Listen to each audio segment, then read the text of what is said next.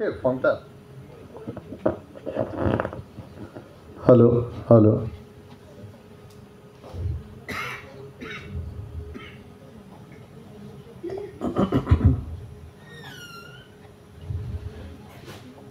অনেকের জানা কবিতা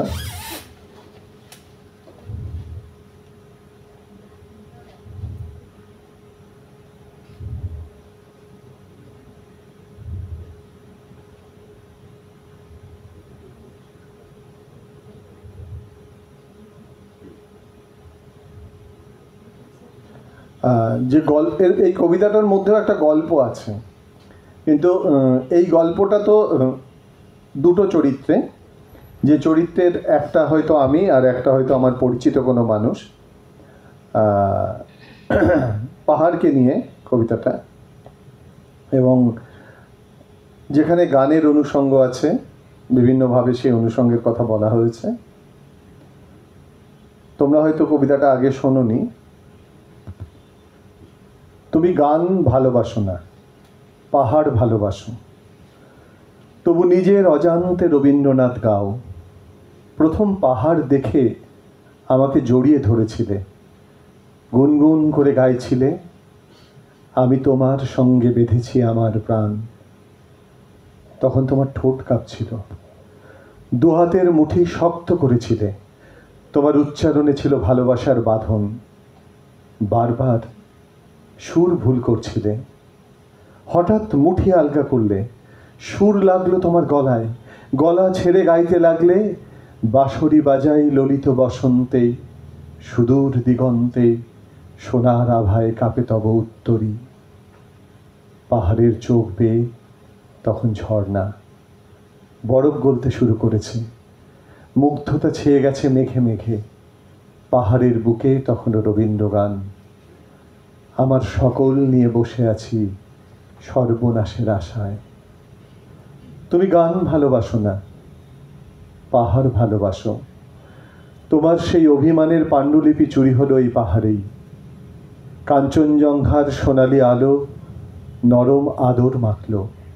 ঠিক সেই সময়ে তুমি রবীন্দ্রনাথের স্বরলিপি নিমেষে মুছে দিয়ে 20 বছর পর আবার গাইলে, প্রেমের জোয়ারে ভাসাবো দোহারে। সুর লাগলো না তোমার গলায়, পাহাড় আগের মতো অভিমানী রইল, এবার আর কাঁদতে পারল না। ঝর্ণা হয়ে নামলো না বরফ, পাহাড়ের বুকে তীব্র যন্ত্রণা, গলায় ভালোবাসার সুর। আকাশ শেখার বুকের মাঝে ব্যথা বাজে, দিগন্তেকার কালো আখি, আখির জলে যায় ভাসি। তুমি গান ভালোবাসো না, পাহাড় ভালোবাসো। সন্ধ্যা নামার আগেই সেই তুমি মেঘমালা হয়ে ওঠো, একে একে জ্বলতে থাকে আলো। পাহাড়ি বাংলায় অন্ধকার নামে, ঝর্ণা হয়ে ওঠে তোমার চোখের তীর। তুমি ভেজা গলায় গাইতে থাকো, যে রাতে মোর দুয়ারগুলি ভাঙলো ঝড়ে।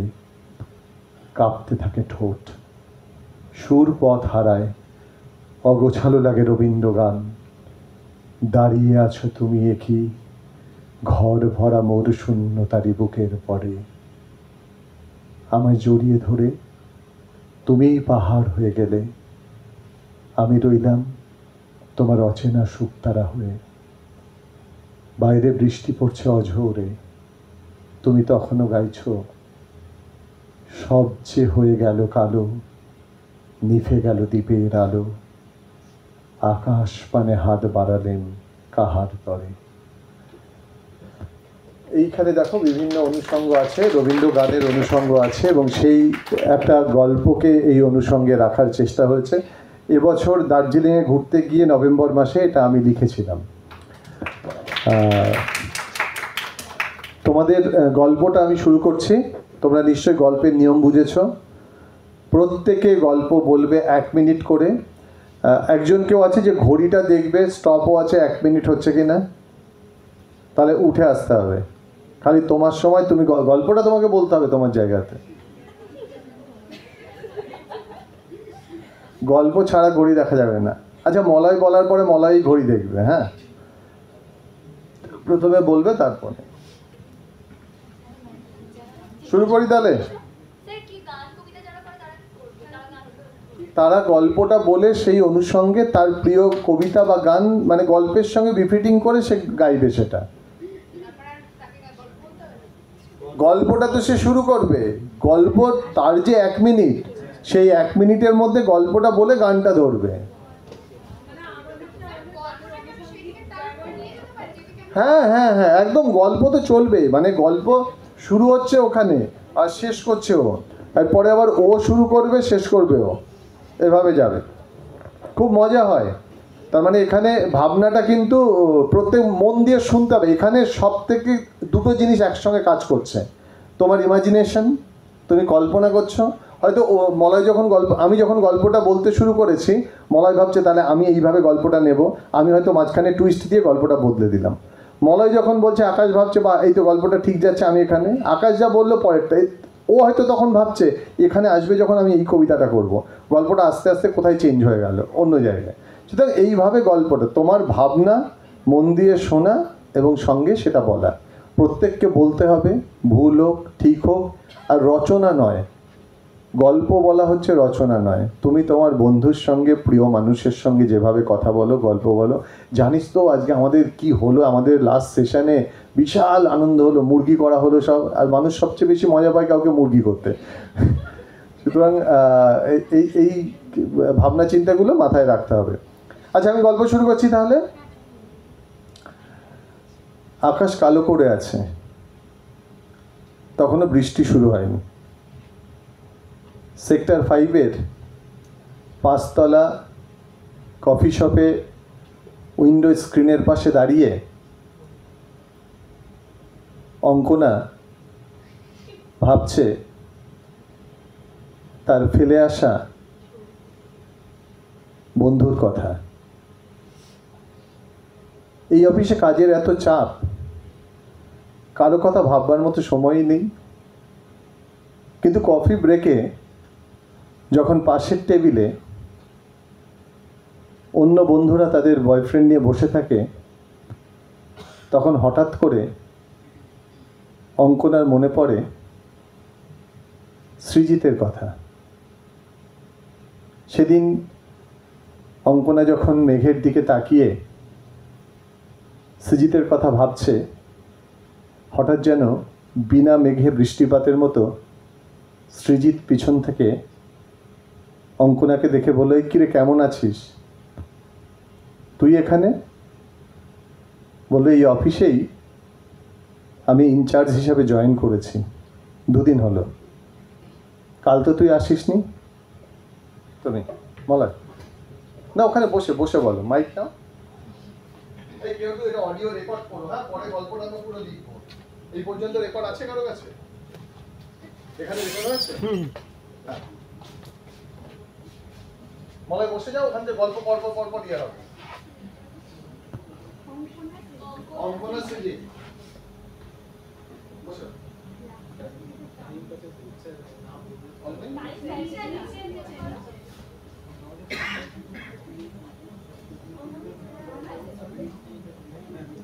হ্যালো, হ্যাঁ ঠিক আছে।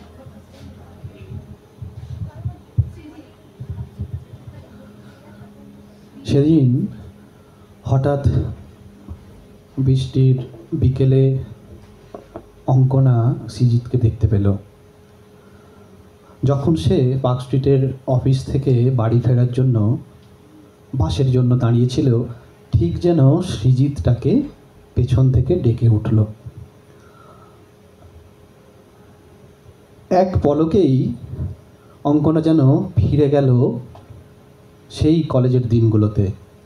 আরে এরকম বৃষ্টির দিনেই তো ময়দানে সেই বুড়ো বটগাছটার নিচে তারা দাঁড়াতো, আর ফোঁটা ফোঁটা বৃষ্টিগুলো তাদের ভিজিয়ে দিত। তারপর ছলাৎ ছলাৎ পায়ে কিছুটা জল কেলি করত অঙ্কনা, আর সৃজিতও ভিজিয়ে দিত। সেই দিনগুলো অঙ্কনার ভীষণভাবে মনে পড়ছে। এমন সময় মনে পড়তে পড়তেই বাড়ি ফেরার বাসটা এসে গেল। ভিড় বাসে অঙ্কনা উঠে পড়ল। নেক্সট। আচ্ছা স্যার, এখানে কিছু কি অ্যাড করব? আমার না, ও তোমার গল্প এখানে 1 মিনিট হলো। আচ্ছা, তাহলে ভিড় বাসে অঙ্কনা উঠে গেল, আর তোমার গল্পের নিয়ন্ত্রণ তোমার কাছে নেই, আকাশের কাছে।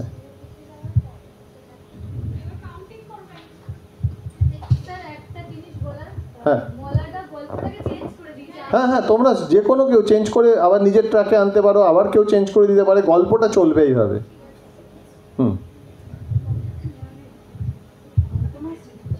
হ্যাঁ চলছে, বলো। ভিড় বাসে অঙ্কনা উঠে গেল। অঙ্কনা বাড়িতে গিয়ে ভাবতে লাগলো সৃজিতের কথা। সৃজিতও বাড়িতে গেছে। বারবার সৃজিত ফোনটাকে দেখতে থাকে এবং পড়ার টেবিলে সৃজিত পড়াতে কন্টেশন করতে পারছে না। সৃজিতও ভাবতে লাগলো অঙ্কনার কথা।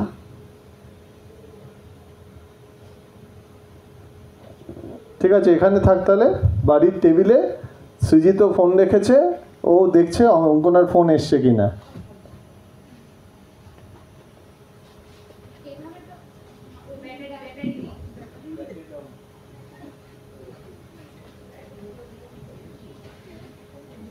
হ্যালো,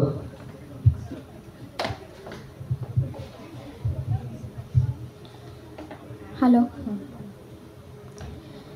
বলো বলো বলো বলো। বাড়িতে ফোন দেখছে, ফোন আসছে কিনা মিসড কল, যেমন তোমরা দেখো। হ্যাঁ, এভাবে তো ফোনের অপেক্ষায় কেটে গেল একটা রাত বলা যায়। অঙ্কনও সৃজিতের কথা ভাবছে, আবার সৃজিতও অঙ্কনের কথা। বলো বলো বলো, দরকার নেই। হ্যালো, অঙ্কনার কথা ভাবছে। ভাবতে ভাবতেও কিছু গান জানি ভেসে আসছে আমাদের মনের মধ্যে। বলো। মনের মধ্যে রাত পেরিয়ে যখনই ভোরের আলো ফোটে প্রতিটি মানুষের হৃদয়ে, তখনই তাদেরও মনে হয় এই যা নতুন সকালের এক বার্তা। সবারই অফিসে যাওয়ার তাড়া, উঠে যায় বাস, ট্রেন, ট্যাক্সি, সব কিছুই যেন তাদের একটা নিয়ন্ত্রণ হারিয়ে চলে সময়ের রেখা শেষ করে। তো রীতিমতো অঙ্কনা ও সৃজিত তাদের অফিস জয়েন করে এবং একে অপরের দিকে নজর যায়। ঠিক আছে, আবার অফিসে চলে গেল। পরের দিন, একদিন পার হয়ে গেছে, সারা রাত ভেবেছে, এবার পরের দিন আবার অফিসে গেছে। আসবে যে টুইস্ট করবে সে। হ্যাঁ, অফিসের লাঞ্চ ব্রেকে অঙ্কনা ভাবছে যেন সৃজিতের সাথে তার দেখাটা না হয়। দেখা হলে বলবে কি, হবেটা কি? কারণ ইতিহাস ঘটে গেছে, সেটাকে আর পরের বার রিপিট করা যায় না। তাই অঙ্কনা যতটা পারছে সৃজিতকে অ্যাভয়েড করে যাওয়ার চেষ্টা করছে। অন্যদিকে সৃজিতের মনে আবার অঙ্কনাকে দেখা হওয়ায় একটা অন্যরকম আবেগ জমেছে। খুব সুন্দর, এখানে থেকে যাক একদম লাঞ্চ পর্যন্ত। এবার তুমি দেখো, না মানে বিয়ে না হোক, একটা ট্র্যাজিক হোক বা একটা ভালো ইয়ে হোক, এখন তো বুঝে গেছে মোটামুটি সৃজিত অফিসে এসছে, অঙ্কনার আবার অফিসেও বয়ফ্রেন্ড আছে। না চলো,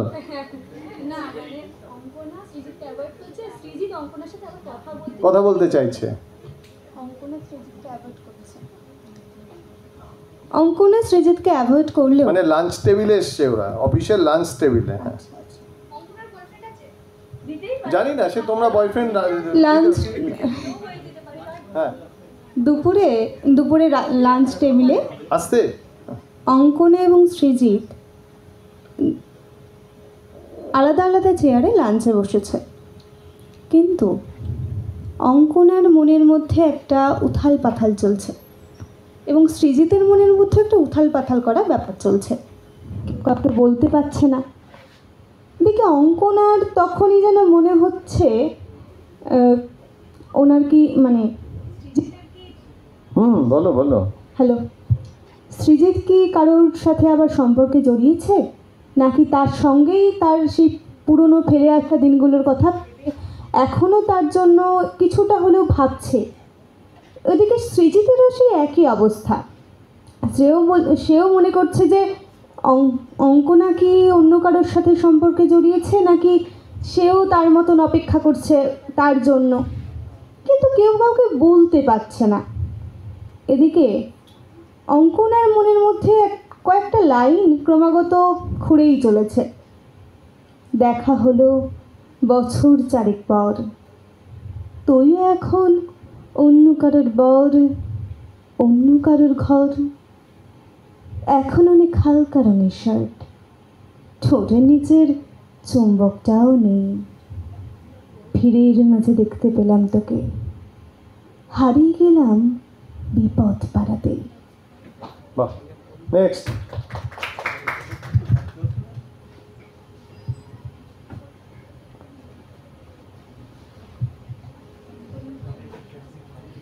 বলো বলো বলো। অঙ্কনার মনে এটা মনে হচ্ছে, মানে অঙ্কনা ভাবছে এখনো অফিসে, দ্বিতীয় দিনে এখনো সন্ধ্যা হয়নি, এরকম সময়।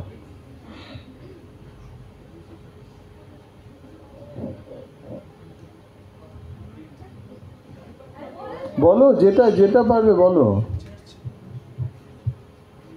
সময় কাটতে থাকে একের পর এক, ভেসে আসে শুধু খালি স্মৃতি একের পর এক।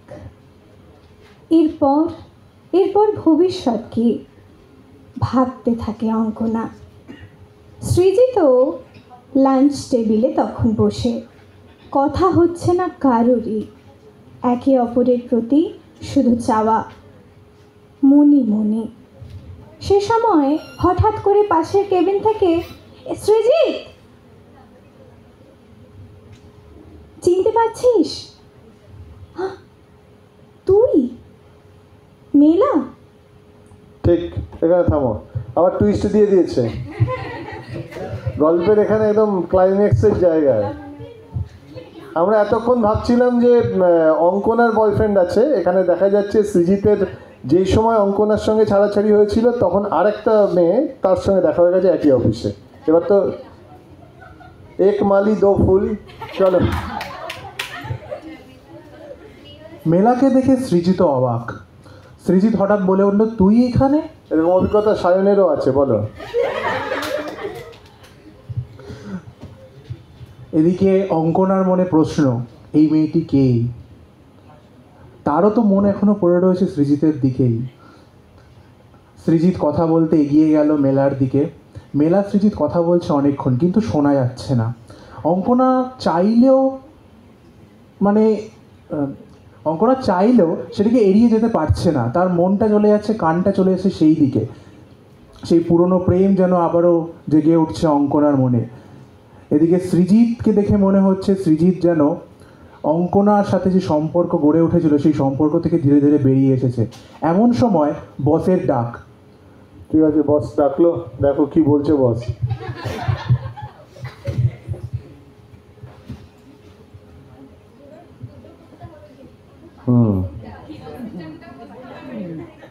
এমন সময় অফিসের বস ডাক দিল আর সৃজিতকে বলল যে তাকে একটি দূর জায়গায় ট্রান্সফার করে দেবে এবং ভালো ভালো ভালো ভালো ভালো তো, ভালো জমে গেছে গল্প। তাকে দূরে পাঠিয়ে দেবে। এবার এটা শুনে অঙ্কনের মনেও কষ্ট হলো। সে ভাবলো যে তাকে আর কাজ থেকে দেখতে পাবে না রেগুলার। আর মেলা? আর মেয়েরারও তেমনই কষ্ট হলো। ঠিক আছে, এখানে তাহলে থাকলো যে বস দেখে ট্রান্সফারের কথা বলে দিয়েছে, ও চলে যাবে। এবার কথাবার্তা হবে নিশ্চয়ই দুই এক্স বিরোহী গার্লফ্রেন্ডের। আমি বুঝতে পারছি না গল্পটা আলটিমেটলি কোথায় গিয়ে পৌঁছাবে। খুব সুন্দর। হ্যাঁ, নাও নেক্সট। অঙ্কনা এবং মেলা, যাদের কোনোদিনও আগে প্রথম দেখা হয়নি, আজকে তাদের দেখা হয়েছে এবং তাদের প্রথমবার সাক্ষাৎ হয়েছে। একে অপরের সঙ্গে কথা বলছে যে, হ্যালো মেলা, হ্যালো অঙ্কনা, তোমাকে তো ঠিক চিনলাম না, তুমি কি ইয়েকে চেনো? সৃজিতকে চেনো? হ্যাঁ চিনি। তুমিও চেনো? হ্যাঁ অবশ্যই, আমিও চিনি, কারণ একটা সময় ও খুব ভালো বন্ধু ছিল আমার, যদিও এখনও আছে। মেলা বলছে, ও তাই নাকি, ও তো আমারও খুব ভালো বন্ধু। ও বাহ, কিন্তু আমি শুনলাম যে সৃজিত নাকি অন্য জায়গায় ট্রান্সফার হয়ে গেছে। হ্যাঁ আমিও তাই শুনলাম। খুব খারাপ লাগছে জানো তো, খুব ভালো ছেলে সৃজিত। এখানে ওর সঙ্গে দেখা হয়ে খুব ভালো লাগলো অনেকদিন পর। কবিতা আছে তো তোমার? হ্যাঁ, কোথায় কবিতাটা বলে দাও তো, দুজনের সঙ্গে কথা হচ্ছে। হ্যাঁ, আর এই মুহূর্তে আমার একটা কবিতা মনে পড়ছে, হঠাৎ দেখা, রবীন্দ্রনাথ ঠাকুরের লেখা। রেলগাড়ির কামরায় হঠাৎ দেখা, ভাবিনি সম্ভব হবে কোনো দিন। আগে ওকে বারবার দেখেছি লাল রঙের শাড়িতে, ডালিম ফুলের মতো রাঙা। আজ পড়েছে কালো রেশমের কাপড়, আঁচল তুলেছে মাথায়, দোলন চাপার মতো চিকন গুড় মুখখানি ঘিরে। মনে হলো কালো রঙে একটা গভীর দূরত্ব ঘনিয়ে নিয়েছে নিজের চারদিকে, যে দূরত্ব সর্ষে ক্ষেতের শেষ সীমানায়, শাল বনের নীলাঞ্জনে। থমকে গেল আমার সমস্ত মনটা, সত্যি মনটা যেন থমকে গেল সৃজিতের সেই ট্রান্সফারের কথা শুনে। সৃজিতের ট্রান্সফার হলো, দুই বন্ধুর কথা হচ্ছে।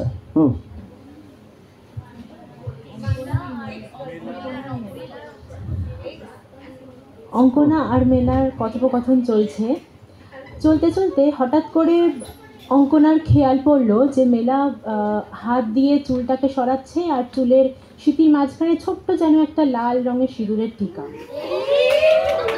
এবার ও খুব স্বাভাবিক হঠাৎ করে তাকে প্রশ্ন করলো যে তোমার মাথায় সিঁদুর, তুমি কি সিঁদুর পরেছ? ও আবার যথারীতি চুলটাকে পাল্টে লোকাবার চেষ্টা করলো। অঙ্কনা আবার জোর করে বলল যে তুমি কি বিবাহিত? বলল যে হ্যাঁ, ইতস্তত করছে। তো অঙ্কনার ওইটাতে আরও বেশি সন্দেহ হলো। তখন অবশেষে সে অনেক কিছু করে, অনেক রকম প্রশ্ন করে তার উত্তরে জানতে পারলো যে ওর মানে মেলার আর কৌশিক নাকি সৃজিত ওরা একসময় স্বামী স্ত্রী ছিল, ওদের বিয়ে হয়েছিল। ঠিক আছে, এখানে থেমে গেল। অনেকগুলো চরিত্র চলে এলো কিন্তু। ভাবতে গিয়েই মনটা কেমন একটা ভারাক্রান্ত হয়ে উঠল। হঠাৎ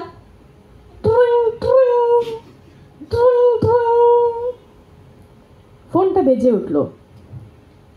ফোনের ওপারে ভেসে এলো, ডিপ্রেশনের বাংলা নাকি নিম্নচাপ, বৃষ্টি এলো, সঙ্গে কফি 2-1 কাপ, নামছে বিকেল, অল্প ভিজে রাস্তাঘাট, ছাতার নিচে নিয়ে গেল পাপড়ি চাট, বন্ধুরা সব ফিরছে বাড়ি দূর থেকে। কেন যে আজ হিংসে হলো তাই দেখে, দেখতে গিয়ে সন্ধে হলো জানলাতেই, আগের মতোই মেঘ করেছে, কান্না নেই, কেবল মুঠোয় বন্দি কফির 1 কাপ, ডিপ্রেশনের বাংলা জানি মন খারাপ। বাহ, কি ম্যাডাম ঠিক বললাম তো? হ্যাঁ সন্দীপন, তোর ফোন করার আর কোনো সময় নেই। আরে অঙ্কু, কেন তুই সবসময় মুখটা বাংলার 5-এর মতো করে রাখিস বলতো? আমি তো ওখান থেকে বসে বসে বুঝতে পারছি মুখটা কেমন একটা প্যাঁচার মতো করে, জানলার দিকে দাঁড়িয়ে ট্যাপ ট্যাপ করে বৃষ্টি পড়ছে, আমাদের মাথা দিয়ে জল গড়িয়ে পড়ছে, আর তোর চিন্তা ভাবনার শেষ নেই। মানে আমি দিল্লিতে বসে আছি মানে এই যে আমার হবু বউ অন্য কারোর দিকে তাকিয়ে অন্য কারোর কথা ভাববে?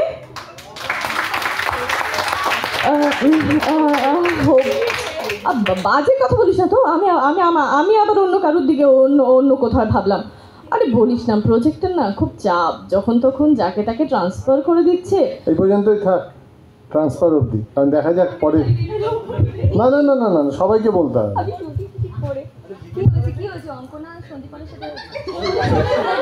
না না, এই জন্য শুনতে হবে, কিন্তু একজন যখন গল্প বলবে ওই জন্য শুনতে হবে। হ্যাঁ, খুব সুন্দর জায়গায় ও টুইস্ট করে গল্প ঘুরিয়ে দিয়েছে। হ্যাঁ,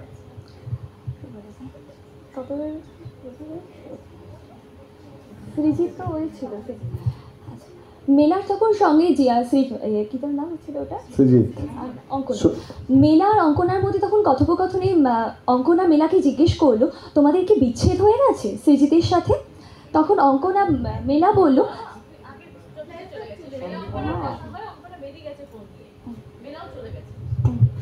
চলে গেছে। এখন সন্দীপন ফোন করেছিল অঙ্কনাকে,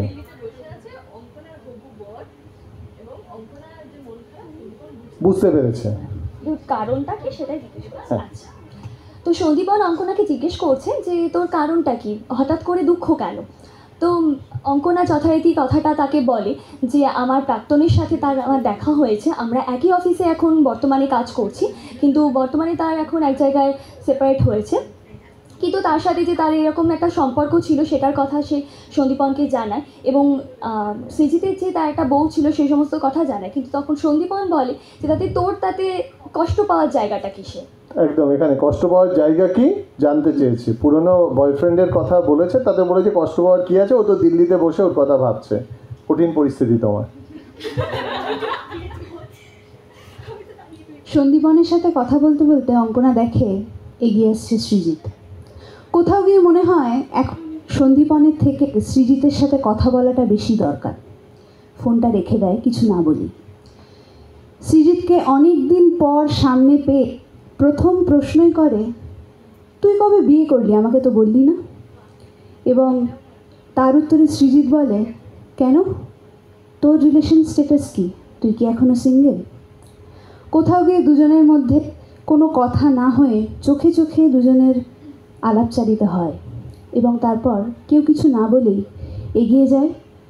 এবং অঙ্কনা জানেও না কখন তার ফোনে রিংটোন বেজে ওঠে, अभी ना जाओ छोड़ कर के दिल अभी भरा नहीं, अभी ना जाओ छोड़ कर के दिल अभी भरा नहीं।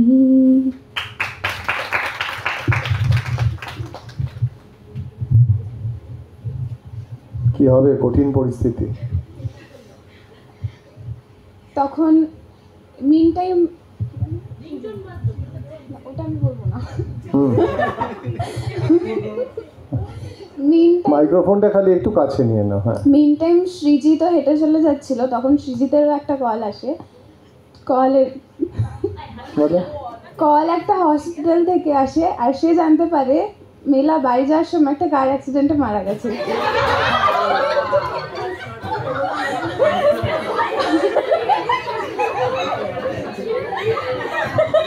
ঠিক আছে, গল্প তাহলে এখানে এবার তুমি যাও, যে মেরে দিয়েছে তো এখান থেকে গল্প ঘোরাতে হবে, এখনো অনেকে আছে। এই খবরটা শুনে সৃজিত কি করবে, মাথায় আকাশ ভেঙে পড়ল, নাকি আবার অঙ্কনার কাছে ফিরে যাওয়ার রাস্তা খুলে গেল সেটাই ভেবে উঠতে পারছিল না। মেলার কাছে মেলা চলে যাওয়ার থেকে দুঃখ পাবে না, মেলার সাথে তো সে অত আনন্দে ছিল না। মেলার সাথে তো ডিভোর্সের কাণ্ড কারখানা চলছিল, যে ডিভোর্সটা হয়ে যাবে, তাও কেন কষ্ট হচ্ছে। এদিকে অঙ্কনার কথাও মনে পড়ছে। সৃজিত তাহলে কোন দিকে যাবে? আচ্ছা, অঙ্কনার কি কারোর সাথে সম্পর্ক রয়েছে? তাহলে সেটাও উত্তরও তো কোনো রকম অঙ্কনা দিল না। তাহলে এবার কি হবে? সৃজিত ভাবলো কোনো কিছু না ভেবে আগে হসপিটালটাতে যাই, প্রথমে আগেই মেলার ঝামেলা সরাই, তারপরে না হয় অঙ্কনাকে নিয়ে ভাববো।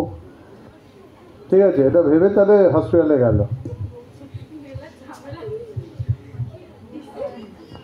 সব স্মার্ট মেয়েরা, আগে অ্যাক্সিডেন্ট হয়েছে ভাবছে যে কি হয়েছে। বলো।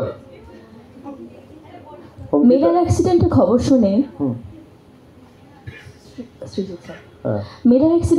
শুনে সৃজিত তক্ষুনি অফিস থেকে নেমে গাড়ির ভিতরে ঢোকে এবং গাড়ি স্টার্ট নেয়। গাড়ি গিয়ে পৌঁছায় হসপিটালের পার্কিং লটে।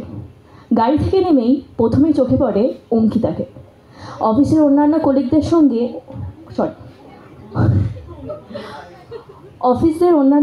সঙ্গে অঙ্কনা দাঁড়িয়ে আছে। সেও এসেছে বেলাকে শেষবারের মতো দেখতে। সেদিকে হেঁটে যায় সৃজিত। হেঁটে গিয়ে অঙ্কনাকে বলে, আচ্ছা একটু তোর সাথে কথা আছে, এদিকে আর।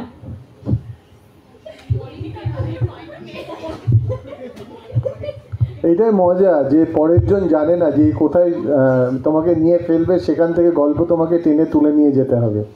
শতভিসা গন্ডগোলটা করে দিয়েছে বর্ণালী, অ্যাক্সিডেন্টটা করে তোমাদের অ্যাক্সিডেন্টের মধ্যে ফেলেছে। বলো, ঠিক আছে, দেখি অ্যাক্সিডেন্ট থেকে হসপিটাল থেকে তো আবার ফিরিয়ে আনতে হবে বা অন্য জায়গায় গল্প ঘোরাতে হবে, শত বিষয়। মারা গেছে, সুতরাং গল্প অন্যদিকে টান নেবে আবার। অঙ্কনা একবার শুনেও না শোনার ভান করলো। কিছুক্ষণ পর বেশ কয়েকবার তার নাম ধরে ডাকার শব্দ শুনে অঙ্কনা বলল, হ্যাঁ বলুন, কি বলছেন? এমন ভান করলো যেন সে সৃজিতকে চেনেই না। তার কিছুক্ষণ পর সেখানে উপস্থিত হলো সন্দীপন।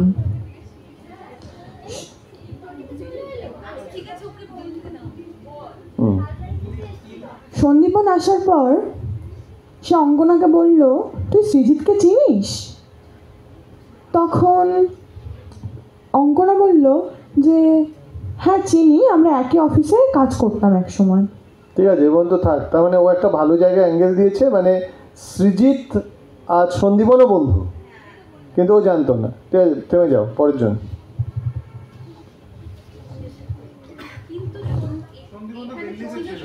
থাক না, দিল্লিতে ছিল ও, যে পাশে যে দিল্লির কাছাকাছি নয়ডাতে অ্যাক্সিডেন্ট হয়নি কে জানে? গল্পের তো জায়গা বলা হয়নি আমাদের। হ্যাঁ হ্যাঁ, ফ্লাইটে এসছে।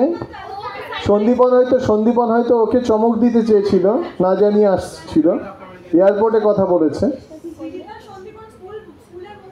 আচ্ছা ঠিক আছে, আর তো তোমার শেষ গল্পর হকদার তুমি আর নাও, পরের জন। হ্যাঁ বলো। না না, ও ছেড়ে দাও, ও যা বলেছে, তুমি তোমার জায়গা থেকে গল্প নাও।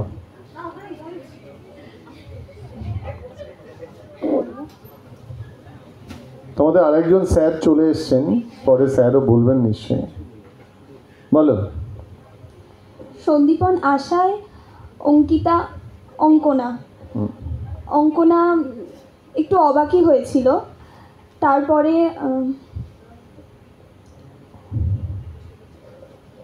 সন্দীপনের সাথে অঙ্কনা যায় এবং ওদের মধ্যে কথোপকথন চলতে থাকে। তখন সন্দীপন অঙ্কনাকে জিজ্ঞাসা করে যে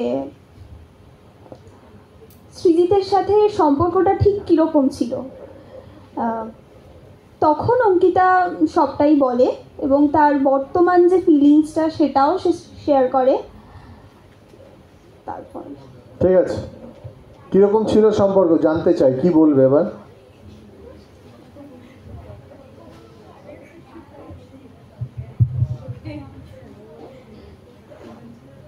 এই তুমি এই পাশটায় চলে যাবে, তুমি পরেরটায় যাবে, তুমি শেষ করবে। হ্যাঁ, কনক্লুড করবে তুমি গল্পটা। হ্যাঁ বলো। অঙ্কনা বলল যে, কি বললো অঙ্কনা? অঙ্কনা তখন তাকে সৃজিতকে বললো যে ওর সাথে আমার না, সৃজিত না, কে ছিল জানো? হ্যাঁ সন্দীপন। সন্দীপনকে অঙ্কনা বলছে সৃজিতের কথা। সৃজিত আর সন্দীপন বন্ধু স্কুলের, এই পর্যন্ত তো গল্প এসছে আমাদের।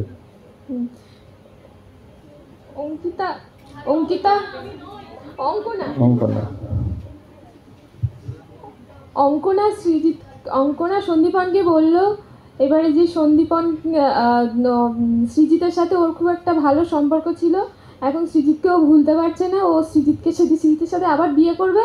আর সন্দীপনকে বলে দিল, হ্যাঁ সন্দীপন তুমি এখন যাও, তোমার সাথে আমার আর হচ্ছে না। এইবার অন্বেষা দাও, তোমাকে অন্য একটা কঠিন জায়গায় ফেলে দিয়েছি। হচ্ছে না আমার, তুমি এখন যাও, আমি ওকে ভুলতে পারছি না, আমি ওর সাথেই থাকবো। তারপরে ওরা এই ডিসাইড করে ওরা বিয়ে করে নেয়। বিয়ে করে নিয়েছে? আমি একটা অন্য বলতাম, অন্য না, এই গল্পটাই তো টানতে হবে, আলাদা গল্প না। ওখান থেকে না না, ওখান থেকে না, তো ও গল্পটা, এটাই তো মজা। গল্পটা তুমি যা ভেবেছো সেইভাবে তো যাবে না, এখানে প্রত্যেকে গল্পটাকে লিখছে। ও বিয়ে করে নিয়েছে, অঙ্কনা আর সন্দীপন বিয়ে করে নিয়েছে। হ্যাঁ না সৃজিত, কিন্তু বিয়ে করতে এসেছিল সন্দীপন দিল্লি থেকে। কেন বিয়েটা কেন করলো?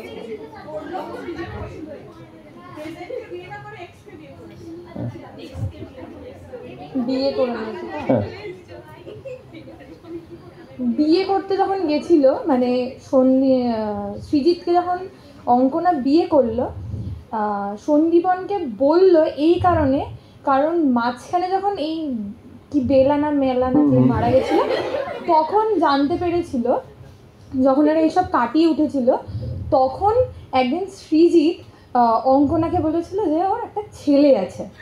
হ্যাঁ, কার ছেলে আছে? মানে সৃজিতের, যে তোর সাথে ডিভোর্স হয়ে গেছিল, ছেলে আছে। তো ছেলে থাকার জন্য কিন্তু সেটাও সন্দীপনকে বলতে পারেনি। তো এমন একটা কিছু বলে সন্দীপনের সাথে, সৃজিতের সাথে অঙ্কনা বিয়ে করেছে, কারণ তার ছেলেকে মানুষ করবে বলে। বাহ বাহ, হ্যাঁ নেক্সট। এবার তো সংসারের মধ্যে ঢুকিয়ে দিল, ছেলেকে মানুষ করা অবধি চলে গেল, রোমান্টিকতা থেকে বাস্তবে আসছে। এবার তুমি ভাবো, তোমার খুব কঠিন দায়িত্ব, নিজে তো মানুষ হতেই হবে, আবার ওই ছেলেকেও মানুষ করতে হবে। বলো।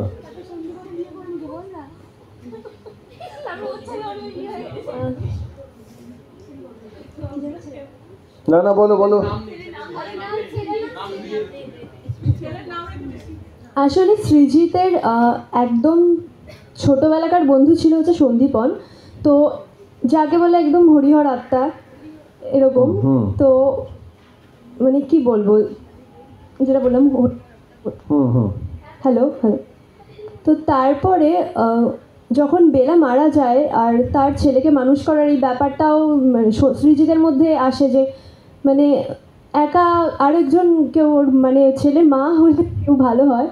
তো সেই হিসেবে যখন বিয়ে করেছিল অঙ্কনাকে, মানে ভালোবেসে বিয়ে করেনি, ছেলে মানুষ করাবে তাই। হ্যাঁ হ্যাঁ।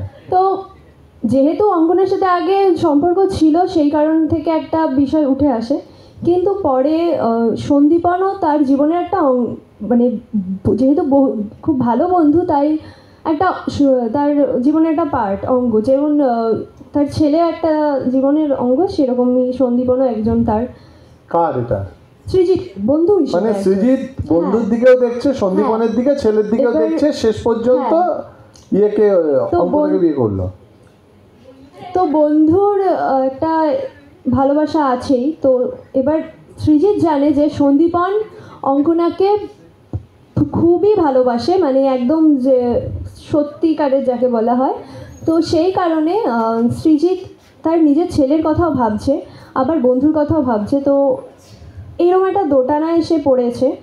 তো তখন বিয়ে হয়ে গিয়েছিল, তারপরে সে এরকম মাথায় আরও তার চিন্তাভাবনা এলো যে আমি তাহলে সন্দীপনের সাথে এটা ঠিক করলাম না। ঠিক আছে, এই পর্যন্ত থাক। সন্দীপনের সঙ্গে ঠিক করেনি এটা ভাবছে, যে সন্দীপনের বন্ধু হিসাবে এটা ভুল করেছে, বন্ধুর গার্লফ্রেন্ডকে বিয়ে করেছে। হ্যাঁ ঠিক আছে। ময়ূরাক্ষী তুমি দিলে পড়েছো কেউ? হর্ষ দত্তের আমার সুখ নেই কো মনে, নাকচাবিটা হারিয়ে গেছে হলুদ বনে বনে। গল্পটা অনেকটা সেই দিকে যাচ্ছে। নেক্সট। হ্যাঁ গান করো, এটার সঙ্গে করো করো করো। কোন জায়গাটা? নাও নাও নাও নাও। হ্যাঁ বলে নাও, বলো, বলার সময় হাসি না, বলো তাড়াতাড়ি। তো তারপরে যখন এরকম তার বিয়ের কিছুদিন পরে এরকম সন্দীপনের সাথে তার অনেকদিন বাদেই প্রায় দেখা হয়। তো সে তাকে মানে সন্দীপনকে দেখে সৃজিতের খুব খারাপ লাগে, যে এরকম মানে সে অত্যন্ত ভেঙে পড়েছিল যখন তার বিয়েটা ভেঙে গিয়েছিল অঙ্কনার সাথে। তো বন্ধু হিসেবে এটা একটা দেখে তার স্বাভাবিক একটা খারাপ লাগার বিষয় উঠে আসে, এবং সে নিজেকে একটু মানে গিল্টি ফিল করে। তো তারপরে মানে সৃজিত কি বলবো, অঙ্কনাকে এই ব্যাপারটা কিছু জানায়নি, কিন্তু বলতে চেয়েছিল। আবার যেহেতু সৃজিত অঙ্কনার একটা মানে বহুদিন আগেকার একদম প্রথম দিকের, মানে প্রথম যদি সম্পর্ক কারোর সাথে থাকে সেটা তো যেহেতু অঙ্কনাই, তাই জন্য সেই হিসেবে সেই ক্ষেত্রেও তার প্রতি একটা তার দুর্বলতা ছিল, তার ছেলের ব্যাপারটাও ছিল, আবার একটা বন্ধুর দিকও ছিল। গান তাড়াতাড়ি, এটা তোমার একটা গল্প শেষ করে। হ্যাঁ এটা চরণে ধরিয়া তব কহিব প্রকাশী, গোপনে তোমারে সখা কত ভালোবাসি, ভেবেছিনু কোথা তুমি স্বর্গেরও দেবতা, কেমনে তোমারে কব প্রণয়ের কথা। ভেবেছি মনে মনে দূরে দূরে থাকি, চিরজন্ম সঙ্গপানে পুজিব একাকী। বাহ, গানটা মৃদু স্বরে বাজতে থাকে এবং তার মধ্যেই সৃজিত সন্দীপনকে ফোন করে, বলে যে দেখা করি, তার বাড়িতেই দেখা করি, এবং সেখানে অঙ্কনাও প্রেজেন্ট থাকে। তো দুজনের মধ্যে এবার কথোপকথন শুরু হয়, সেখানে অঙ্কনা উপস্থিত থাকে। তো তখন সৃজিতের একটা কল আসে, ঠিক সে সেখানে যেখানে ট্রান্সফারে গেছিল সেখান থেকে কল আসে এবং তাকে ফিরে যাওয়ার জন্য তাকে বলা হয়। মানে সৃজিত এবার আবার ফিরে যাবে যে ট্রান্সফারের জায়গায় যেখানে সে গেছিল, মানে তার মানে যেখানে ট্রান্সফার হয়েছিল মাঝখানে এখানে চলে এসেছে বিয়ের জন্য, আবার ওখানে চলে যেতে। এবার সৃজিত বলে আমাকে তো এখান থেকে এবার বেরোতে হবে তাড়াহুড়ো করে, খুব আর্জেন্ট একটা। তো সেই জায়গায় কেউ সন্দীপন আর অঙ্কনা একা পড়ে যায়, সৃজিত তাড়াহুড়ো করে বেরিয়ে যায় এবং সেই জায়গায় দুজনে থাকে, সন্দীপন আর অঙ্কনা। আর ছেলেটা থাকে সঙ্গে? ছেলেটা তো খাটে। ঠিক আছে, নাও চলো পরে দিয়ে যাও।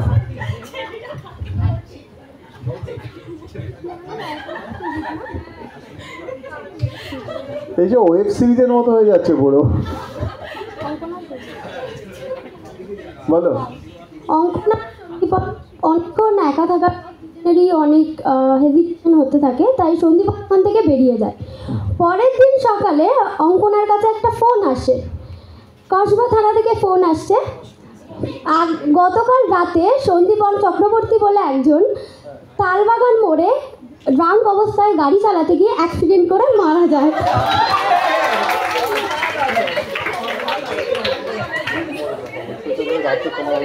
সন্দীপন মরে গেছে।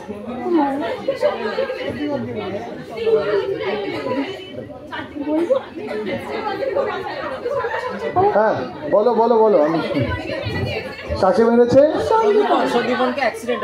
আচ্ছা, সন্দীপনেরও অ্যাক্সিডেন্ট হয়ে গেল, মানে এদিকে এলাও হয়ে গেল, সন্দীপনের অ্যাক্সিডেন্ট হয়ে গেল। তাহলে মার্কেটে থাকলো কারা? সৃজিত আর অঙ্কনা। সেই প্রথমে সৃজিত আর